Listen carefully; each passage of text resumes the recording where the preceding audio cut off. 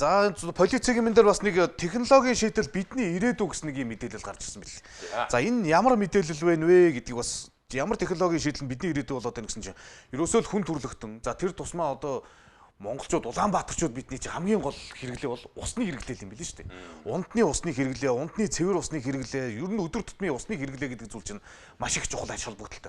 Орон сууцнд амьдардаг иргэд болохоор зэрэг нөө зөөврийн уснаас харьцангуй бага хэрэглэдэг юм. А зөөврийн ус чинь болохоор нөгөө гэр хороолын худгаас ус авдаг хүмүүсийн хувьд 1 литр ус нь 2 төгрөгөөр ч гэлөө ингээд явдаг. Ийм орон сууц чинь болохоор 1.34 мөнгө. Ер нь бол ингээд Улаанбаатар хотод хүн ам төвлөрөөд барилга орон сууцчууд ихтэх тусмал өмнө нь хэлжсэн шүү дээ. Бид нар одоо дулааны дийлэхгүй шүү, халаалтын цахилгааны дийлэхгүй, усны дийлэхгүй шүү гэдэг зүйлүүдийг хэлжсэн.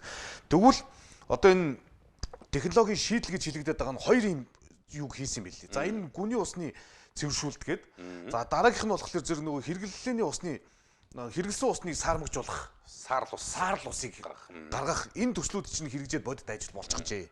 За тухайлбал одоо төв цэвэрлэх байгууламжаас гарсан хаягдл усыг дахин боловсруулад ТЭЦ 3, ТЭЦ 4 станцуудын хөргөлтөнд ашигласнаар өдөрт 50,000 м³ буюу жилд 18 сая м³ гүний цөмгөг усыг хэмнэх боломж бүрдэж байгаа. За одоо энэ ийм юм бүүж. Одоо бид нар ингээд тэр станцын замаар ингээд явж байдаг бол мэдэн штэ ингээд нөгөө станцын тэр нэг том бүдүү яндан шиг юмнаас ингээд уур савсаа байж байдаг та. Энд чинь байнгын гүний усаар хөргөгддөг байсан байхгүй юу? Өдөр болгон бид нар нөгөө ирээдүйд уух усаа урьдчилж авчраад тэр ТЭЦ 3, ТЭЦ 4-ийн тэр хөргүүрт зориулаад өдөр 50,000 м³ гэсэн үү? Тэгсэн байхаа тий? Өдөр 50,000 м³. Тий. Ийм усыг ингээд өөрөөр хэлэх юм бол тэр гүний усаа тэгж асгадаг байсан. За одоо болохоор саарл усаар ч ингээд хөргөөдөг болсноор бид нэг ойролцоогоор 10 орчим жил бүр нарийн хэлбэл нэг 9.5 жил гэж байгаа хаа.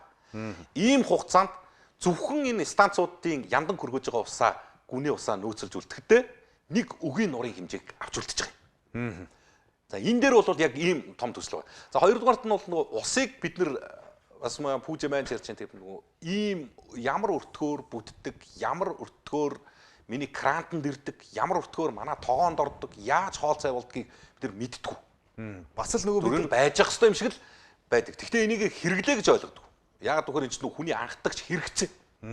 Хүн амьд байхын хэрэгцээ учраас. Энийг бас мэддэг баймаар юм ээ. Харин судлаа сонсуулах сонирхолтой олон нэг өртгөөсөө илүү зардал гаргаж байгаа зүйл бид нар тог цахилгаан дээр нэг тийм мэдээд байгаа шүү дээ тий. Тогийг 10 төгрөгөөр 100 төгрөгөөр хийчихэд 10 төгрөгөөр хэрэглэгчдэд нийлүүлээд байсан гэдэг нэг юм ойлголттой шүү дээ. Ус яг тэрнтэй адилхан юм бэл. Тэгээд нөгөө нэг цахилгаан энтер шиг дулаан энтер шиг тасалчих болтгүй. Болохгүй тэр чинь шууд нөгөө хүний хэрэгцээ учраас. Тогийг яагаад тасалж болж юм гэхээр тог чинь хэрэглээ байхгүй. Ус нь хэрэгцээ байхгүй. Тэр энэ усаа бид нар бас ер нь жоохон ариг гамтаа хэрэглэх яг наагуулах дээр чинь бүүжээд би 100% санал нийлж байна. Тэгээд нэг ийм зүйл байгаа юм. Одоо бол за ер нь өмнөх Монгол банкны удирдлагуудын үед чи ярьж байсан энэ нөгөө нэг задгаа мөнгөнд тэмдэгтийн нэг асуудал яригадаад хоёлоо бас ярьж байсан шүү дээ. Нэгтийн төгрөг, гуравтын төгрөг, нэгтийн төгрөг, тавтын төгрөг, 10-ын төгрөг гэдэг ингээд Монгол төгрөгнүүд задгаа төгрөгнүүд байгаа. Тэгээ энэ их сонин. Нэг ширхэг нэгтийн төгрөг хэвлэхийн тулд хэдэн төгрөг нийцүүлээ зардал гардаг. Тэгээ задгаа мөнгөнд тэмдэгтүүдийг байхгүй болгоё гэдэг. Одоо нэг төгрөгөнд ирдэг юм гэж юу байхгүй болсон. Байхгүй шүү дээ. Ганцхан юм л ирж байгаа. Усал ирж байгаа. Нэг төгрөгийг ч одоо нөгөө хүний хамгийн үн цэнтэй зүйл нь ирж байгаа.